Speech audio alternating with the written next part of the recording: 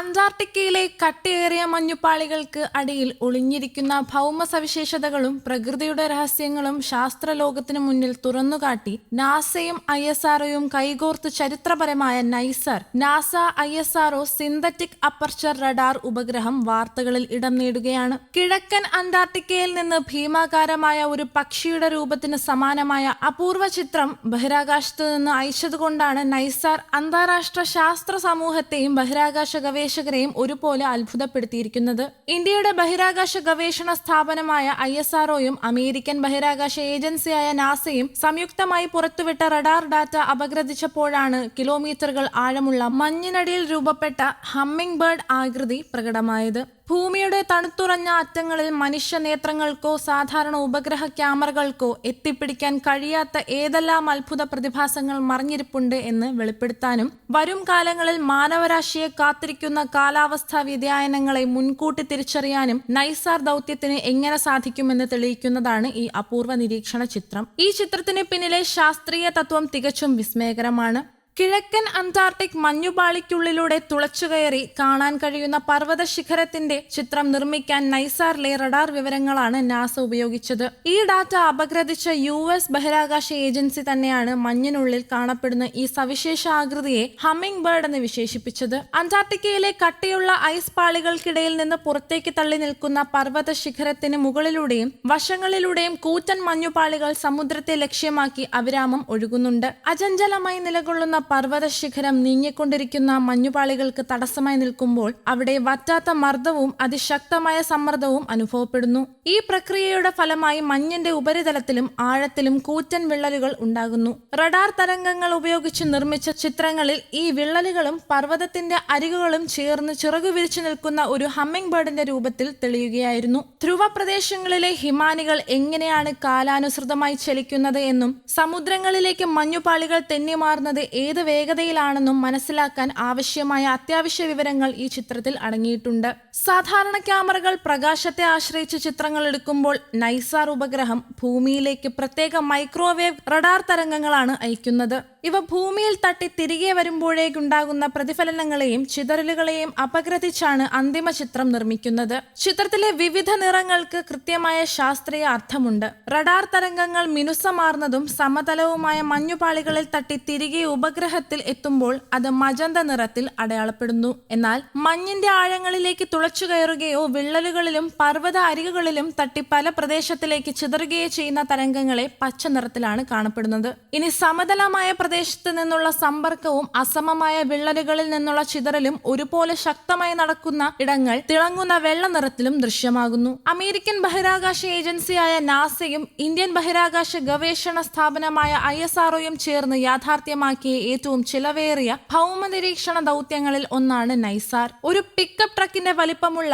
ഏകദേശം 2400 കിലോഗ്രാം ഭാരമുള്ള ഈ ഉപഗ്രഹത്തിന് ഏകദേശം $1.5 ബില്യൺ നിർമ്മാണ ചെലവ് വന്നിട്ടുണ്ട്. 2025 ജൂലൈ 30 ആന്ധ്രാപ്രദേശിലെ ശ്രീഹരിക്കോട്ടയിലുള്ള സതീഷ് ധവാൻ സ്പേസ് സെന്ററിൽ നിന്നാണ് ഭാരതത്തിന്റെ കരുത്തുറ്റ GSLV റോക്കറ്റിൽ നൈസാർ വിജയകരമായി വിക്ഷേപിച്ചത്. ഭൂമിയെ ഭ്രമണം ചെയ്യുന്ന ഈ ഉപഗ്രഹത്തിന് നാസ വികസിപ്പിച്ചെടുത്ത 12 മീറ്റർ വീതിയുള്ള കൂറ്റൻ ഡ്രം ആകൃതിയിലുള്ള റിഫ്ലക്ടർ ആന്റനയുണ്ട്.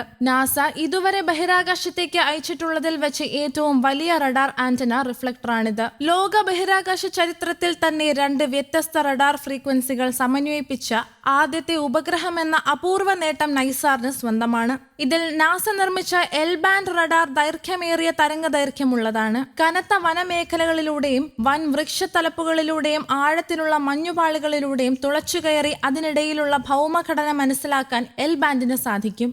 അന്റാർട്ടിക്കയിലെ ഹമ്മിംഗ് ബേർഡ് ചിത്രം നിർമ്മിക്കാൻ സഹായിച്ചത് ഈ L-ബാൻഡ് സാങ്കേതിക വിദ്യയാണ്. മറുഭാഗത്ത് ISRO നിർമ്മിച്ച L-ബാൻഡ് റഡാർ ഭൂമിയുടെ ഉപരിതല സവിശേഷതകളെ സൂക്ഷ്മമായി വീക്ഷിക്കുന്നു.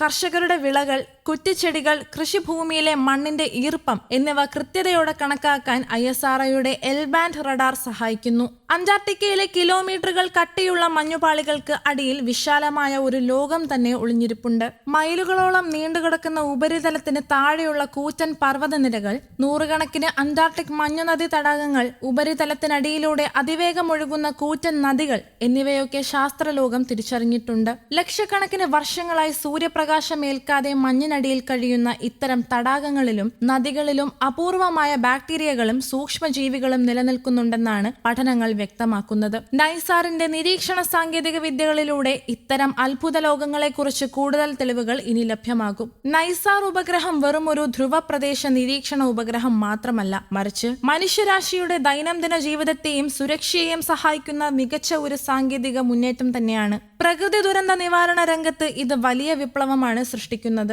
ഭൂകമ്പങ്ങൾ, അഗ്നിപർവ്വത സ്ഫോടനങ്ങൾ, വലിയ മണ്ണിടിച്ചിലുകൾ എന്നിവ ഉണ്ടാകുന്നതിന് തൊട്ടു മുൻപ് ഭൗമോപരിതലത്തിൽ ഉണ്ടാകുന്ന മില്ലിമീറ്ററുകൾ മാത്രമുള്ള നേരിയ വ്യതിയാനങ്ങൾ പോലും നൈസാറിന് തിരിച്ചറിയാൻ സാധിക്കും. കൂടാതെ പ്രളയമോ ചുഴലിക്കാറ്റോ ഉണ്ടാകുന്ന സന്ദർഭങ്ങളിൽ രാപ്പകലില്ലാതെ മേഘാവൃതമായ അന്തരീക്ഷത്തിലും പ്രകാശത്തെ ആശ്രയിക്കാതെ ദുരന്ത പ്രദേശങ്ങളിലൂടെ വ്യക്തമായ റഡാർ ചിത്രങ്ങൾ നൽകാൻ ഇതിന് കഴിയും. ഇത് ദുരന്ത നിവാരണ സേനകൾക്ക് രക്ഷാപ്രവർത്തനം കൂടുതൽ വേഗത്തിലാക്കാൻ സഹായിക്കും. കാർഷിക മേഖലയിലും ഭക്ഷ്യസുരക്ഷയിലും നൈസാർ വലിയ സംഭാവനകൾ നൽകും. മണ്ണിന്റെ ഈർപ്പം കൃത്യമായി അളന്ന് വരൾച്ചാ സാധ്യതകൾ മുൻകൂട്ടി അറിയാനാകും. കർഷകർക്ക് മികച്ച ജലസേചന ആസൂത്രണം നടത്താനും ഇത് ഉപകരിക്കും. അതുപോലെ വിളകളുടെ വളർച്ചയും രോഗബാധകളും തുടക്കത്തിലെ കണ്ടെത്തി കൃഷിനാശം ഒഴിവാക്കാനും സാധിക്കും. കാലാവസ്ഥാ വ്യതിയാനത്തിന്റെ ഭാഗമായി ഗ്രീൻലാൻഡിലെയും അന്റാർട്ടിക്കയിലെയും മഞ്ഞുപാളികൾ ഉരുകുന്ന വേഗത തിട്ടപ്പെടുത്തി സമുദ്രനിരപ്പ് ഉയരുന്നത് പ്രവചിക്കാനും തീരദേശങ്ങളിൽ അധിവസിക്കുന്ന ജനങ്ങളെയും പ്രധാന നഗരങ്ങളെയും സംരക്ഷിക്കാനുള്ള മുൻകരുതലുകൾ എടുക്കാനും നൈസാർ നൽകുന്ന ഡാറ്റ വഴി സാധിക്കും.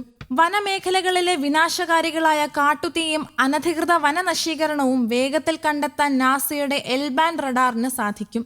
വനങ്ങളിൽ എത്രത്തോളം കാർബൺ സംഭരിക്കപ്പെടുന്നുണ്ടെന്ന് കൃത്യമായി കണക്കാക്കി ആഗോളതാപനത്തെ പ്രതിരോധിക്കാനും നഗരങ്ങളിലെ അണക്കെട്ടുകൾ, കൂറ്റൻ പാലങ്ങൾ, വൻകിട റോഡുകൾ എന്നിവയിൽ രൂപപ്പെടുന്ന അപകടകരമായ വിള്ളലുകളും താഴ്ന്നുപോകലുകളും ആദ്യഘട്ടത്തിൽ തന്നെ കണ്ടുപിടിക്കാനും ഈ ഉപഗ്രഹം സഹായിക്കും. ഏറ്റവും പ്രധാനപ്പെട്ട കാര്യം, നൈസാർ ശേഖരിക്കുന്ന മുഴുവൻ വിവരങ്ങളും ലോകമെമ്പാടുമുള്ള ശാസ്ത്രജ്ഞർക്കും കർഷകർക്കും ഭരണാധികാരികൾക്കും സാധാരണക്കാർക്കും സൗജന്യമായി ലഭിക്കും എന്നതാണ്. ഓരോ 12 ദിവസത്തിലും ഭൂമിയുടെ മുഴുവൻ കരപ്രദേശങ്ങളുടെയും മഞ്ഞുപാളികളുടെയും ചിത്രം പുതുക്കിക്കൊണ്ട് ഭൂമിയെയും അതിലെ ജീവജാലങ്ങളെയും സസൂക്ഷ്മം കാത്തുസൂക്ഷിക്കാൻ നാസ ISRO ഉപഗ്രഹമായ നൈസാർ ഇനി എന്നും നിലകൊള്ളും. News desk, Kerala Kaumudi.